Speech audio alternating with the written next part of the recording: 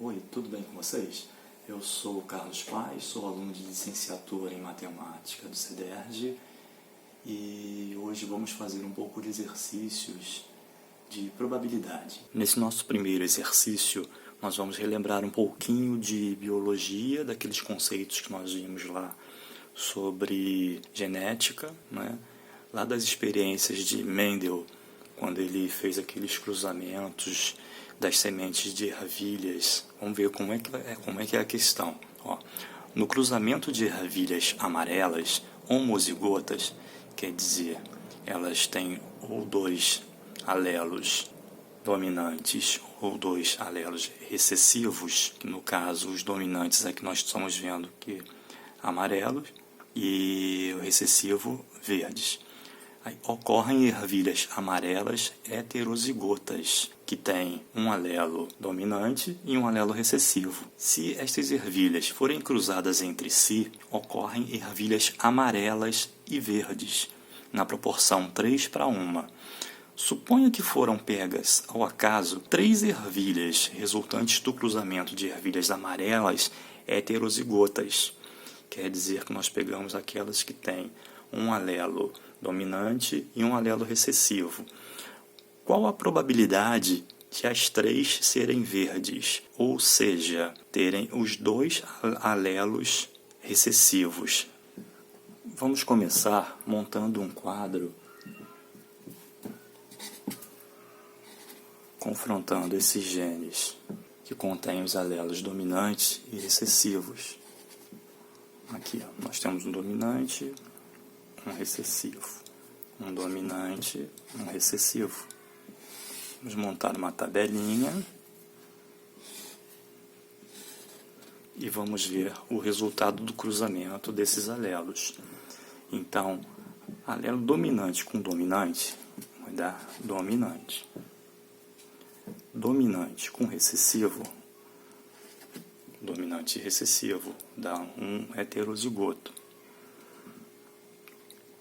Dominante com recessivo, e aqui nós temos, por último, um recessivo com recessivo. Nós sabemos que o fenótipo de cor amarela é determinado pela presença do alelo dominante. Então, onde tem alelo dominante, nós vamos ter a semente de ervilha amarela.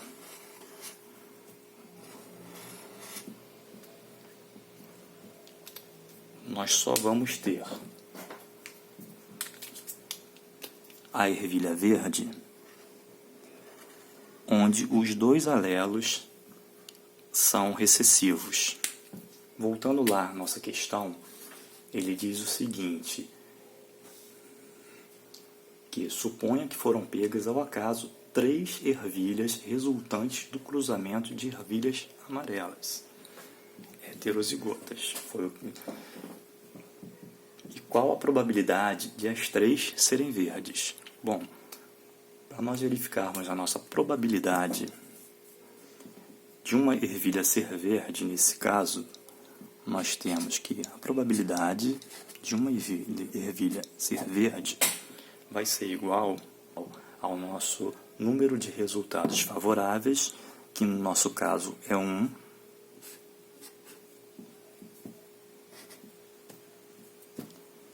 dividido pelo número total de resultados possíveis, que no nosso caso é 4. Aqui nós estamos vendo um caso de probabilidade condicional, onde nós já descobrimos qual é a probabilidade de a gente tirar uma ervilha verde. Mas o nosso problema pergunta qual a probabilidade das 3 ervilhas serem verdes. Nesse caso, então, a probabilidade de 3 ervilhas verdes vai ser igual à multiplicação das probabilidades individuais de nossos espaços amostrais. Como são 3 ervilhas, nós vamos multiplicar então a nossa probabilidade 3 vezes, que vai ser igual a 1 sobre 64. Essa vai ser a nossa probabilidade, então, de tirarmos ao acaso 3 ervilhas verdes. Nosso segundo exercício, eu coloquei aqui um título bastante sugestivo, que é o dado virtual. Aproveitando essa época que nós estamos vivendo, vamos ver o seguinte. Estamos em isolamento social e encontramos uma caixa com um antigo jogo de trilha. É aquele jogo em que nós andamos um certo número de casas de acordo com os números sorteados, né, por 1 ou 2 dados. Nesse caso aqui, nós vamos ver quantos dados são. Porém, não encontramos os dados na caixa. Isso já é um problema. Como é que nós vamos jogar? Segundo o manual do jogo, eram utilizados os resultados das somas de 2 dados com a forma de sólidos de Platão. Sólidos de Platão, aí nós vamos ter que relembrar um pouquinho lá da geometria, que os sólidos de Platão são 5. Né? Bom, vamos ver mais adiante. 1 na forma de octaedro. Olha só, um octaedro, que legal. E 1 na forma de dodecaedro. Muito bom. Por acaso, eu tenho aqui um dodecaedro.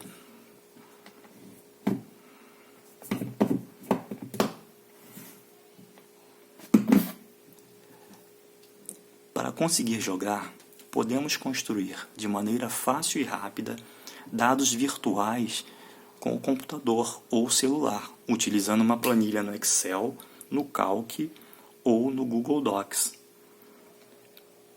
Uma dica prática. É só preencher qualquer célula da planilha com essa fórmula que está aqui embaixo.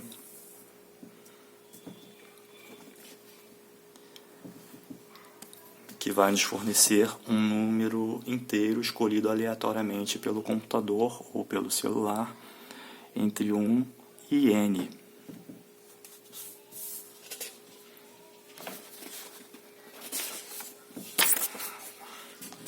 Supondo que criamos os 2 dados eletrônicos para jogarmos usando os recursos de uma planilha eletrônica, responda: qual a probabilidade da soma dos 2 números gerados ser maior que 15? E qual a probabilidade da soma dos 2 números gerados ser um número primo? Bom, vamos começar então procurando descobrir qual é o nosso espaço amostral. Qual vai ser o nosso espaço amostral?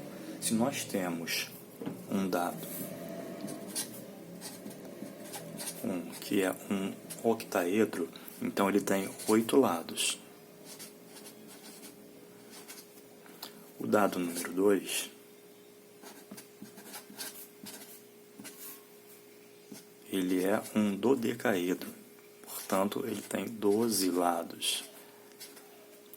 Logo, o nosso espaço amostral, que é o número de casos possíveis, vai ser 8 vezes 12, que é igual a 96.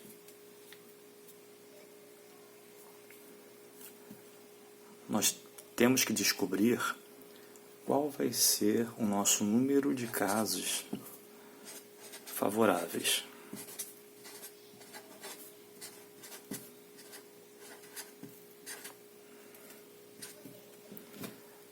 Bom, para descobrir isso, uma maneira simples é construirmos uma planilha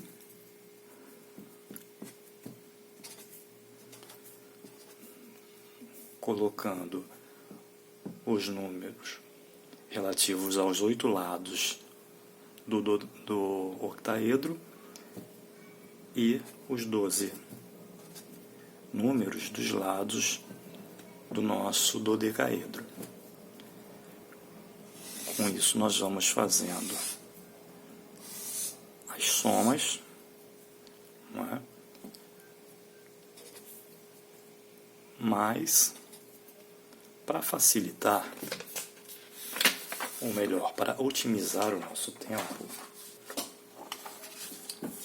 eu já fiz aqui usando uma planilha no Excel e já peguei tudo bonitinho impresso. O que nós temos que fazer? Nós temos que buscar quais são os nossos casos favoráveis. Que no caso é o que o nosso problema pede. É qual a probabilidade da soma dos dois números gerados ser maior que 15. Onde é que nós temos números maiores do que 15? Nós temos aqui, ó, 16, 17, 18, 19, 20. São esses, então, os nossos casos favoráveis. Então, qual vai ser a nossa probabilidade? A nossa probabilidade de nós termos um evento em que a soma dos nossos lados dos poliedros dê um resultado maior do que 15, nós temos aqui, basta contar, 1, 2, 3, 4, 5, 6, 7, 8, 9, 10, 11, 12, 13, 14, 15. Nós temos 15 possibilidades de casos favoráveis. E nós temos, como já vimos anteriormente, o espaço amostral de 96 possibilidades, que são os nossos casos possíveis. Isso vai nos dar 15 por 96, que é a mesma coisa que 5 por 32, que dá aproximadamente 0,156, que é o mesmo que 15,6%. Essa, então, é a nossa probabilidade de ter um número maior do que 15. A nossa segunda questão, ele pergunta qual a probabilidade da soma dos dois números gerados ser um número primo.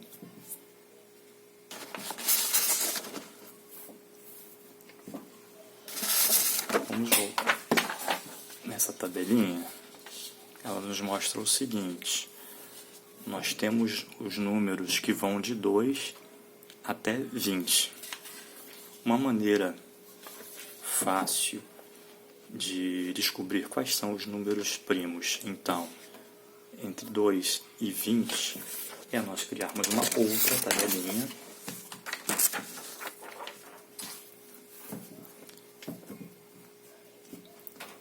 Nós podemos usar, então, o chamado crivo de Eratóstenes. O que é esse crivo? É simplesmente um algoritmo usado para descobrir os números primos de uma determinada sequência, de 1 a 20, 1 a 100. Então, como é que nós começamos? O que é o crivo de Eratóstenes? Nós começamos criando uma lista numerada a partir do número 2, que é o primeiro número primo, até o nosso maior número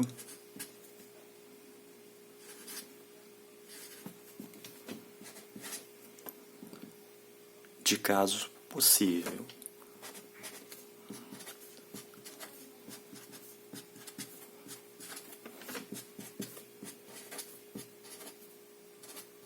No nosso caso, nós vamos até 20. Como é que nós vamos descobrir quais são aqui os números primos? Vamos então, primeiramente, determinar o maior número a ser checado. Quem é esse número? Esse número, ele é a raiz quadrada do valor limite, arredondado para baixo. Ou seja, qual é a nossa raiz quadrada de 20? A maior raiz quadrada que nós temos inteira abaixo de 20 é o 16, que corresponde ao 4. Então, o nosso número vai ser o 4. Esse é o nosso número limite. Achado o nosso número limite, nós vamos encontrar o primeiro número primo da lista, que é o número 2. É o nosso primeiro número primo. Agora nós vamos determinar e vamos encontrar todos os múltiplos de 2, ou seja, todos os números pares. Com exceção do número 2, nenhum par é primo. Então, nós riscamos todos os números pares, que são todos os múltiplos de 2.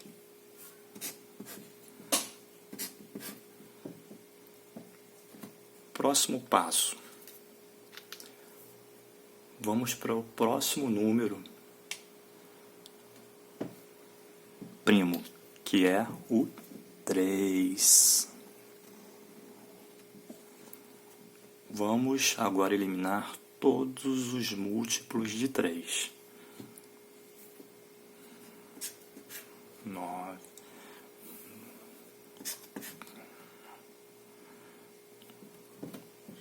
O próximo número a ser checado seria o número 4. Mas, como nós já atingimos, mas como ele é o nosso número limite, que nós calculamos logo no início, nós já temos então determinados todos os números primos entre 2 e 20.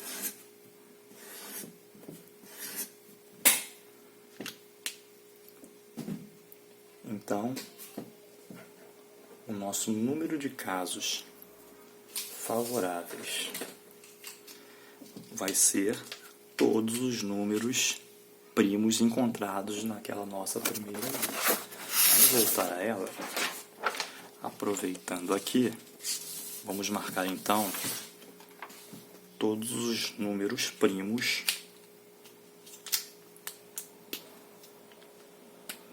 dessa lista, que são, vamos lá, o 2, o 3, o 5, o 7,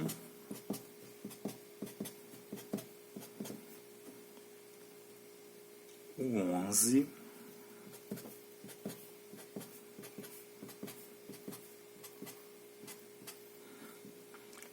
o 13,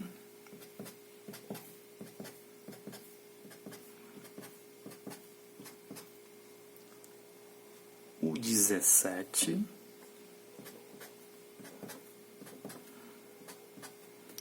e o 19. Pronto, marcamos todos os nossos números primos. Agora o que nos resta fazer é contar o número de casos favoráveis. 1, 2, 3, 4, 5, 6, 7, 8, 9, 10, 11, 12, 13, 14, 15, 16, 17, 18, 19, 20, 21, 22, 23, 24, 25, 26, 27, 28, 29, 30, 31, 32, 33, 34, 35. Então, por aqui nós chegamos ao resultado de 35 casos favoráveis. Nosso espaço amostral não se modificou. Nós temos então que nossa possibilidade aqui do evento vai ser igual a nossos casos favoráveis, que são 35, divididos pelo nosso espaço amostral, que continua 96, que vai nos dar resultado de 0,36 aproximadamente, né? é igual a 36,4%. Essa é a nossa possibilidade, então, essa então é a nossa probabilidade de obtermos um número primo na soma dos dois dados.